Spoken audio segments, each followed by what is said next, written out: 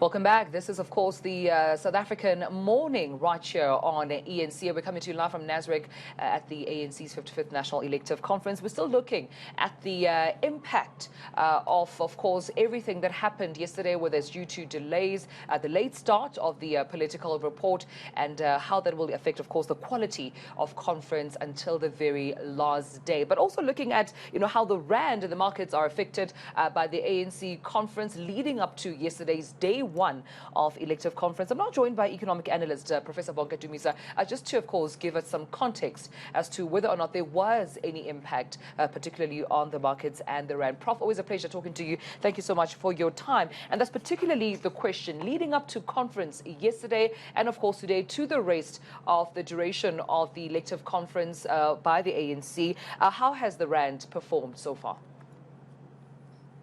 Yes, good morning, Dumelo and Gareth. One thing which I can stress to your audience is that the rand does react to the political environment and the political climate in the country. So the rand yesterday opened at 17 rand 63 to the US dollar, and today it has opened at 17 rand 64 to the dollar, compared to the opening price of 17 rands 22 the day before yesterday, so on Thursday. That tells you that we have a problem with the rand not being comfortable with what is happening, but this happens all the time. It happened as well on Tuesday, the 13th of December, before that vote on the Section 89 thing. So you have some economic fundamentalists who are in denial of this fact. Currencies do react to political developments in the country. I don't know how much time I have, because I can show it even with against the pound and against the European euro. So it is the same thing. Yes, please go ahead, Prof. On yesterday, the rand against the UK pound sterling opened at 21 rands 45, and today it opened at 21 rands 42. Compare that to the opening rate of 21 rands 35 on Thursday. With the euro opened at 18 rands 72 yesterday, and today it opened at 18 rands 67. Compare that to the opening rate of 18 rands 36 on Thursday. This tells you a story you cannot. Figures don't lie.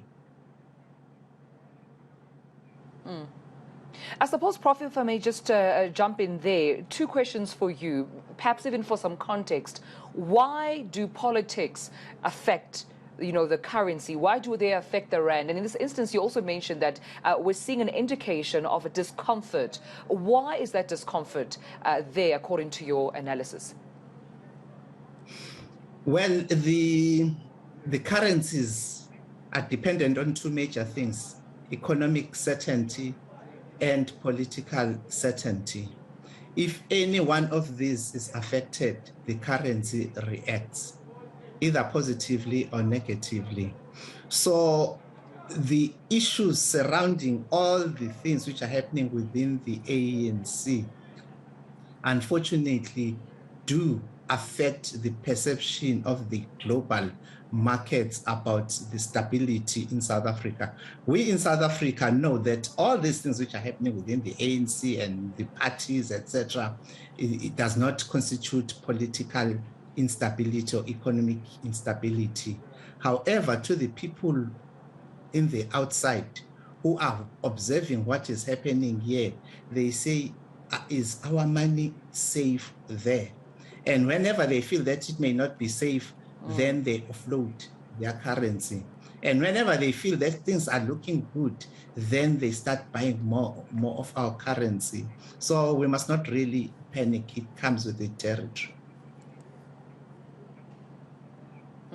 Prof, I also suppose we're having this conversation because when the markets react to political instability, that has a knock-on effect on the average consumer. And let's talk about that impact. What is the South African consumer likely to go through now with how the markets, and particularly the rand, is performing? If these things keep on going on like this, as I say, we saw when the Phala report was released on the 30th of November, the following day the rand had plunged to really bad levels. And then on Tuesday, before the vote, the rand plunged to really difficult, bad levels. And then yesterday and today, if there's a repeat of this, unfortunately, then it may set a new trend for the rand, that the rand then is going to be normal at these very bad, weakened levels. And we hope this is going to become better after the conference, because if ever these things keep on happening, then we'll go back to that situation where the rand was very weak, and that affected, because it caused imported inflation, and then it influenced the Reserve Bank in pushing up the repo rate. So the rand and the CPI, the Consumer Price Index, and the repo rate are always going hand in hand. All right, Prof, we've lost you there, but I appreciate you, of course, speaking